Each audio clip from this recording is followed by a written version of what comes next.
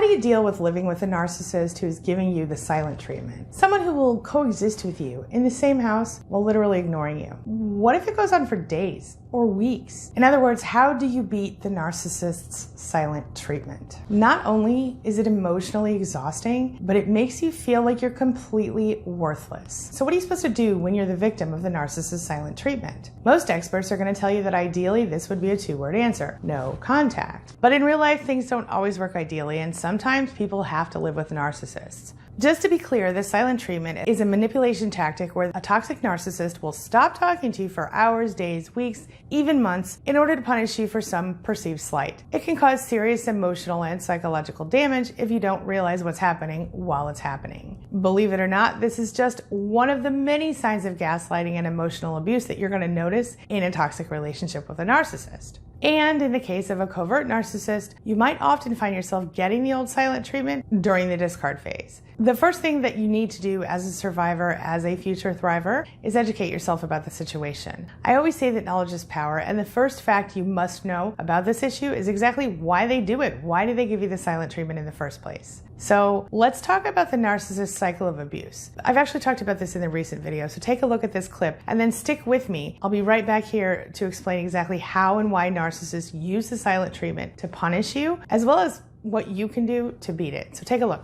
There are three main phases that you're going to find yourself going through with them. This is, of course, the idealization or love bombing phase, where you are showered with fake love, which makes you believe the narcissist is like your soulmate from heaven. The beginning of a relationship with a narcissist can be very deceptive.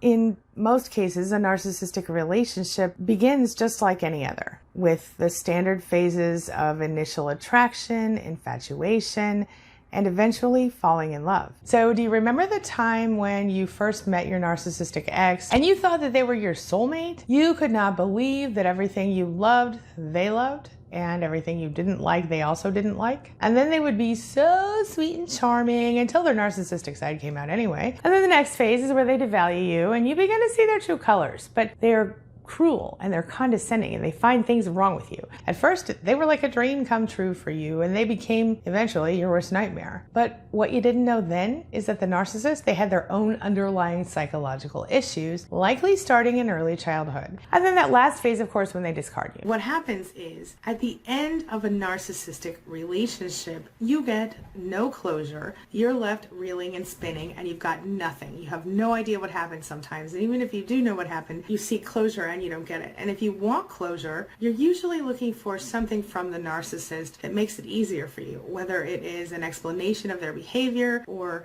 an admission from them that you didn't do whatever it is that caused the breakup, or some other sort of closure. You never get it. It's very frustrating. The narcissist treats you like a thing as opposed to being a person. But you are treated during the breakup as an object or an extension of the narcissist's self, while a healthier person, even if the breakup is nasty and bad, might actually treat you with a little bit of love and respect, or at least respect. So while you can feel devastated and alone and confused and everything else at the end of a regular relationship, you're also going to find yourself feeling a whole different way at the end of a narcissistic relationship. I like to call it uncomfortably numb, right? Where you find yourself feeling completely lost. You don't even know what end is up. You don't even know who you are anymore. Well, the way they treat you is damaging. It's inhumane. It makes you not even know where you're at sometimes on a certain metaphysical level, right? The reasoning for the breakup from a narcissist is often convoluted, and if you aren't the one that did the discard, you very often find yourself feeling like you don't know what hit you. It's a roller coaster of emotions, and then suddenly you're out on your ass and you have no idea why. All right, so it's important to recognize that while many people have a moment, they need to step away, they need to retreat and think about stuff. Someone who really cares about you is never ever going to use this abusive tactic to punish you. This is not a tactic a healthy person would use, you understand? They wouldn't do this. Normal people don't punish someone for their own bad behavior, such as being caught in a lie, but narcissists, as you painfully know, most definitely will. This, my friend, should be a huge red flag for you. Let's discuss why narcissists are so prone to using the silent treatment as a way to manipulate and punish you. In other words, why do narcissists give you the silent treatment? What's the psychology of that? See, whether they recognize it consciously or not, narcissists are wired to sort of push your buttons in order to get what they want. Now, you might wonder which button they're trying to push when they just go silent, right? Like, what does that even mean? You might be surprised to find out that it's not really about making you crazy from lack of communication or even pure boredom, but it's really more about playing on your worst fears.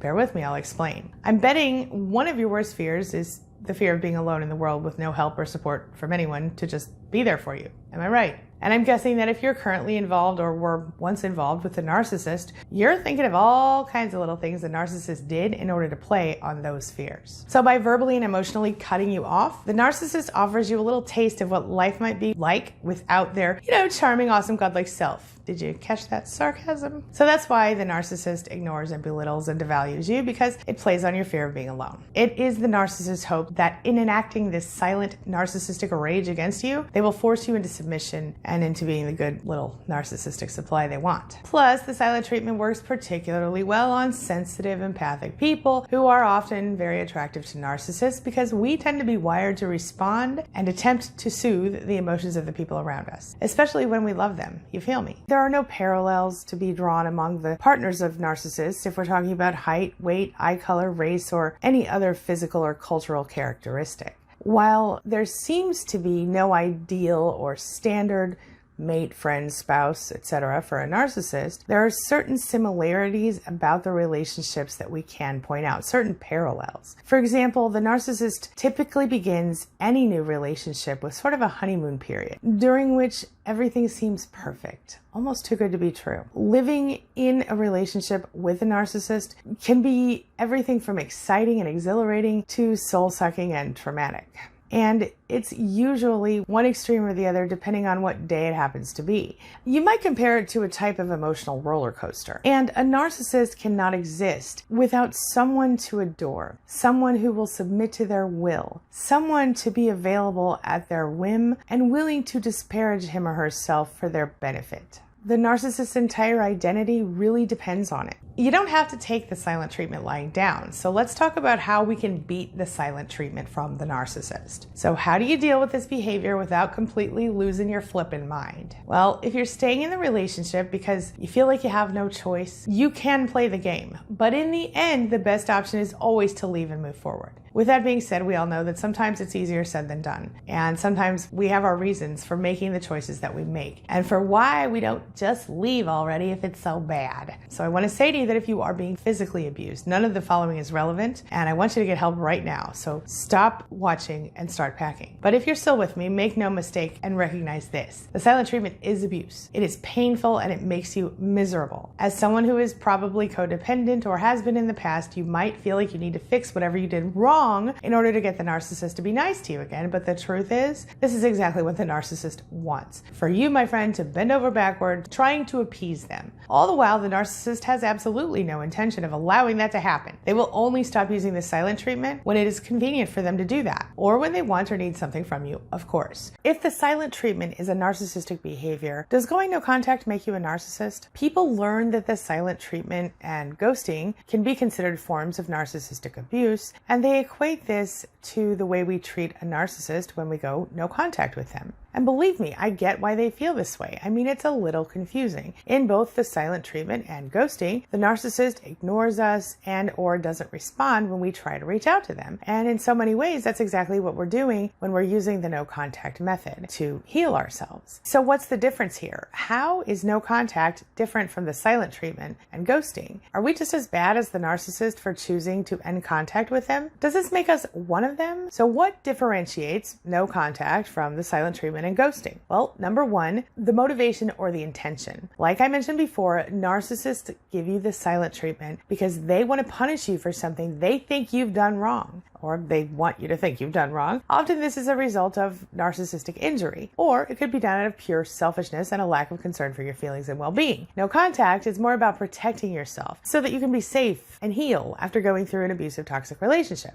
The silent treatment is passive-aggressive and abusive, while no contact is really less about the narcissist and more about you. When we're talking about no contact, we're not trying to hurt anyone. We're just trying to save ourselves. That brings me to number two, what you get out of it. Again, the narcissist is often often trying to get something from you when they give you the silent treatment. They're trying to get you to do or not do something, or they're trying to put you in your place, or they're trying to make you submit to their will. But when it comes to no contact, you really don't want anything from the narcissist except maybe for them to leave you alone. You don't have an ulterior motive that involves them at all. You're just trying to get away from them so that you can have the space that you need to heal. That brings me to my next point, the trauma part. Another difference between no contact and the narcissist ghosting or silent treatment is that no contact is one of the first steps to resolving the trauma bond developed during your toxic relationship with the narcissist. Since trauma bonding causes you to feel sort of addicted to the narcissist, going no contact can be likened to an addict going cold turkey to quit their drug of choice. Like it or not, the narcissist has an almost drug-like effect on us after all the years of trauma they've put us through. In fact, research shows the same part of our brain is affected by them as is affected by drugs. But while most narcissists have suffered some form of trauma, usually in childhood, their reasons for giving you the silent treatment or ghosting you are usually not directly related to it. But I mean, it can be indirectly related since their impulsiveness and lack of empathy probably stem from their reaction to that trauma. But anyway, how do you know you're not the narcissist?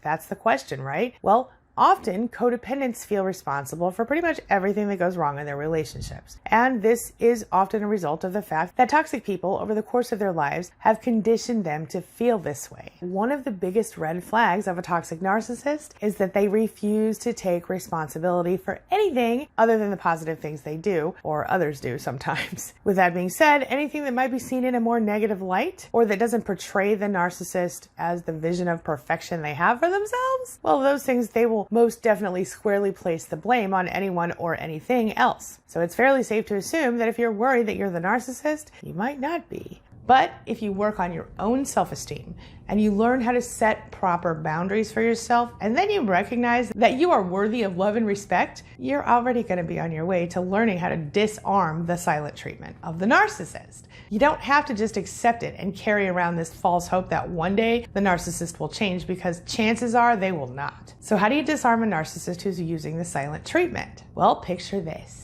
You're getting the silent treatment again, a lovely part of the discard phase that everyone who's ever been in a narcissist path probably has experienced. Maybe you've been accused of being selfish, or of ignoring the narcissist's emotional or physical needs, or of being dishonest or arrogant or lazy, or any number of insulting descriptives that they might throw at you. But for the record, what's really happening here most of the time is projection, as in narcissists project their own inadequacies onto you. So as usual, it's all about the narcissist and not about you. I know you're shocked. Assuming you're going to play the game, here's how you're going to cope with the silent treatment. The next time you're confronted with the icy, hateful, silent treatment for yet another perceived infraction, I want you to come back here, I want you to watch this video one more time, and I want you to remember this. This is a game of control. The narcissist believes they can control you with their own lack of communication and concern. The only way to take back your power here is to refuse to respond. That's right, you just go on about your life like the narcissist isn't even there. Do whatever you'd normally do, and you blatantly ignore the behavior no matter how pissed off they get. So yeah, that means don't send them texts trying to reason with them. Don't post any whiny crap on your Facebook. Don't allow the narcissist to know that they're affecting you in any way at all. Do not give them what they want when they behave this way, and they'll stop. When they realize they're not breaking your heart, they're gonna try something different. And while this definitely will not solve your narcissist problem, it will most definitely stop them from enacting the silent treatment for too long. Now here's another tip for you that you're gonna wanna pay attention to. The silent treatment will end, and if you're not careful, the narcissist will hoover you back in. When they decide the silent treatment is over, and guess what? They need your narcissistic supply again, they're gonna do anything in their power to do exactly what I said. They're gonna suck you back in. That's what we call the Hoover maneuver, so don't fall for it. It's really not gonna get any better, and they're really not planning to change.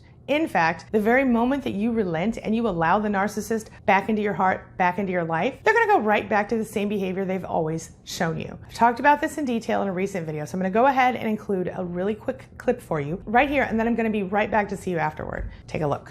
Hoovering usually begins after the devalue and discard phases, when the silent treatment kind of stops giving the narcissist pleasure, and when they're ready for more of that good supply you've been feeding them for all of these months or years. Or it might start when you've left the narcissist and they fear that you just won't return. The idea here is that the narcissist needs to reestablish contact with you in order to get the narcissistic supply that you've been so good at providing up to this point. This isn't limited to romantic relationships, and it does extend to family members, including but not limited to their children. Beware of abuse amnesia. It's a condition often suffered by survivors of abuse who finally go no contact or leave the narcissist. It's when absence makes the heart grow fonder, so to speak. You literally sort of forget all the bad stuff and you begin to romanticize the reality of your toxic relationship. Of course, this is as dangerous as you imagine it might be, as it leads to reuniting with your abuser often. All right, now this brings me to the question of the day. And the question of the day is, have you ever had to deal with a narcissist silent treatment, and what did you do to cope if you did? Share your thoughts, share your ideas, share your experiences in the comment section below,